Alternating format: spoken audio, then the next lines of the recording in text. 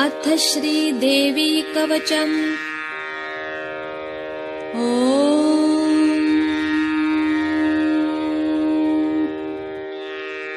श्रीगणेशाय नमः। अस्य श्रीदेवी कवचस्य ब्रह्मा ऋषिः अनुष्टुप् छन्दः चामुण्डा देवता अङ्गन्यासोक्तमातरो बीजम् दिग्बन्धदेवतास्तत्त्वम् श्रीजगदम्बा प्रीत्यर्थे जपे विनियोगः। ॐ नमश्चण्डिकायै। ॐ मार्कण्डेय उवाच यद्गुह्यं परमं लोके सर्वरक्षाकरं नृणाम् यन्न कस्यचिदाख्यातं तन्मे ब्रूहि पितामह। ब्रह्मोवाच अस्ति गुह्यतमं विप्र सर्वभूतोपकारकम् देव्यास्तु कवचं पुण्यं तच्छृणुष्व महामुने। प्रथमं शैलपुत्रीति द्वितीयं ब्रह्मचारिणी तृतीयं चन्द्रघण्टेति कूष्माण्डेति चतुर्थकम् पञ्चमं स्कन्दमातेति षष्ठं कात्यायनीति च सप्तमं कालरात्रिश्च महागौरीति चाष्टमम् नवमं सिद्धिदात्री च नवदुर्गा प्रकीर्तिताः।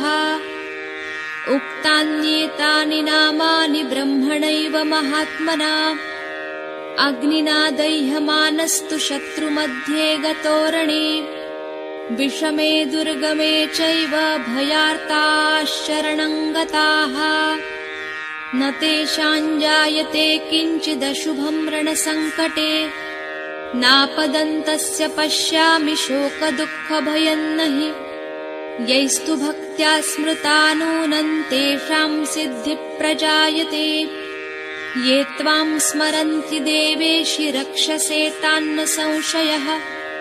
प्रेतसंस्था तु चामुण्डा वाराही महिषासना ऐन्द्री गजसमारूढा वैष्णवी गरुडासना माहेश्वरी वृषारूढा कौमारी शिखिवाहना लक्ष्मी पद्मासना देवी पद्महस्ता हरिप्रिया श्वेतरूपधरा देवी ईश्वरी वृषवाहना ब्राह्मी हंससमारूढा सर्वाभरणभूषिता इत्येता मातरः सर्वाः सर्वयोगसमन्विताः नानाभरणशोभाढ्या नानारत्नोपशोभिताः दृश्यन्ते रथमारूढा देव्यः क्रोधसमाकुलाः शङ्खचक्रं गदां शक्तिं हलं च मुसलायुधम्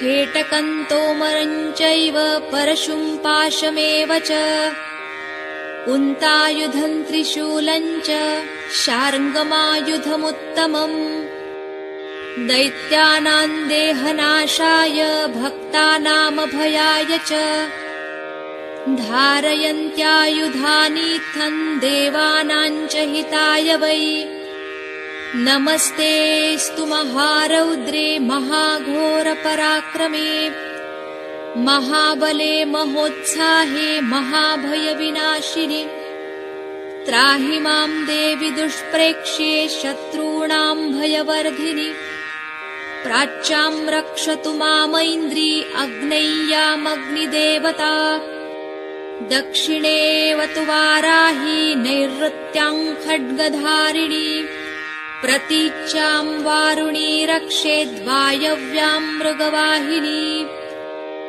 उदीच्यां रक्षकौबेरि ईशान्यां शूलधारिणी ऊर्ध्वं ब्रह्माणि मे रक्षे दधस्ताद्वैष्णवी तथा एवं दश दिशो रक्षेच्चामुण्डा शववाहना जया मे अग्रतस्थातु विजयास्थातु पृष्ठतः अजिता वामपार्श्वे तु दक्षिणे चापराजिता शिखां मे द्योतिनी रक्षे दुमामूर्ध्नि व्यवस्थिता मालाधरी ललाटे च भ्रुवौ रक्षेद्यशस्विनी त्रिनेत्रा च भ्रुवोर्मध्ये यमघण्टा च नासिके शङ्खिनी चक्षुषोर्मध्ये श्रोत्रयोर्द्वारवासिनी कपोलौ कालिका रक्षेत् कर्णमूले तु शाङ्करी नासिकायां सुगन्धा च उत्तरोष्ठे च चर्चिका अधरे चामृतकला जिह्वायां च सरस्वती दन्तान् रक्षतु कौमारी कण्ठमध्ये तु चण्डिका घण्टिकां चित्रघण्टा च महामाया च तालुके कामाक्षी चिबुकं रक्षेद्वाचं मे सर्वमङ्गला ग्रीवायां भद्रकाली च पृष्ठवंशे धनुर्धरी नीलग्रीवा बहिः कण्ठे नलिकान्नलकूबरी खड्गधारिण्युभौ स्कन्धौ बाहू मे वज्रधारिणी हस्तयोर्दण्डिनी रक्षेदम्बिका चाङ्गुलीस्तथा नखाञ्छूलेश्वरी रक्षेत् कुक्षौ रक्षेन्नलेश्वरी स्तनौ रक्षेन्महालक्ष्मीर्मनःशोकविनाशिनी हृदये ललिता देवी उदरे शूलधारिणी नाभौ च कामिनी रक्षेद्गुह्यं गुह्येश्वरी तथा कट्यां भगवती रक्षेज्जानुनी विन्ध्यवासिनी भूतनाथा च मेढ्रं मे ऊरू महिषवाहिनी जङ्घे महाबला प्रोक्ता सर्वकामप्रदायिनी गुल्फयोर्नारसिंही च पादौ चामिततेजसी पादाङ्गुली श्रीर्मे रक्षेत् पादाधस्तलवासिनी नखान्दंष्ट्रान्कराली च केशांश्चैवोर्ध्वकेशिनी रोमकूपेषु कौबेरी त्वचं वागीश्वरी तथा रक्तमज्जावसा मांसान्यस्थिमेदांसि पार्वती अन्त्राणि कालरात्रिश्च पित्तं च मुकुटेश्वरी पद्मावती पद्मकोशे कफे चूडामणिस्तथा ज्वालामुखी नखज्वाला अभेद्या सर्वसन्धिषु शुक्रं ब्रह्माणि मे रक्षेच्छायां छत्रेश्वरी तथा अहङ्कारं मनोबुद्धिं रक्ष मे धर्मचारिणी प्राणापानौ तथा व्यानं समानो दानमेव च वज्रहस्ता च मे रक्षेत् प्राणकल्याणशोभना रसे रूपे च गन्धे च शब्दे स्पर्शे च योगिनी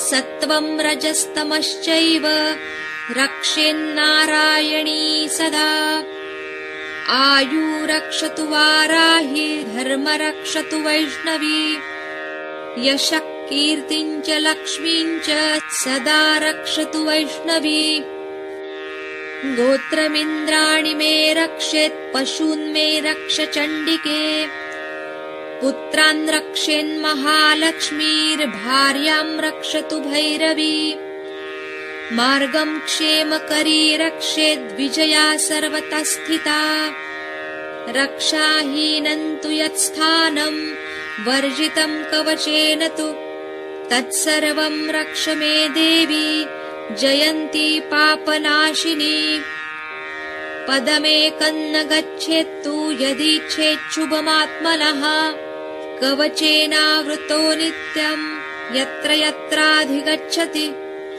तत्र तत्रार्थलाभश्च विजयः सार्वकामिकः यं यं कामयते कामं तं तं प्राप्नोति निश्चितम् परमैश्वर्यमतुलं प्राप्स्यते भूतले पुमान् निर्भयो जायते मर्त्यः सङ्ग्रामेष्वपराजितः त्रैलोक्ये तु भवेत् पूज्यः कवचेनावृतः पुमान् इदं तु देव्याः कवचं देवानामपि दुर्लभम्। यः पठेत् प्रयतो नित्यं त्रिसन्ध्यं श्रद्धयान्वितः दैवी कला भवेत् तस्य त्रैलोक्येष्वपराजितः। जीवेद्वर्षशतं साग्रमपमृत्युविवर्जितः। नश्यन्ति व्याधयः सर्वे लूता विस्फोटकादयः। स्थावरं जङ्गमं वापि कृत्रिमं चापि यद्विषम्। अभिचाराणि सर्वाणि मन्त्रयन्त्राणि भूतले। भूचराखेचराश्चैव जलजाश्चोपदेशिकाः। सहजाकुलजा मालाः शाकिनी डाकिनी तथा। अन्तरिक्षचरा घोरा डाकिन्यश्च महाबलाः। ग्रहभूतपिशाचाश्च यक्षगन्धर्वराक्षसाः। ब्रह्मराक्षसवेताला कूष्माण्डा भैरवादयः। नश्यन्ति दर्शनात् तस्य कवचे हृदि संस्थिते। मानोन्नतिर्भवेद्राज्ञस्तेजो वृद्धिकरं परम्। यशसा वर्धते सोऽपि कीर्तिमण्डितभूतले। जपेत् सप्तशतीं चण्डीं कृत्वा तु कवचं पुरा। यावद्भूमण्डलं धत्ते सशैलवनकाननम्। तावत् तिष्ठति मेदिन्यां सन्ततिः पुत्रपौत्रिकी। देहान्ते परमं स्थानं यत्सुरैरपि दुर्लभम्। प्राप्नोति पुरुषो नित्यं महामाया प्रसादतः। लभते परमं रूपं शिवेन सह मोदते। इति श्रीवराहपुराणे हरिहरब्रह्मविरचितं देव्या कवचं सम्पूर्णम्। ॐ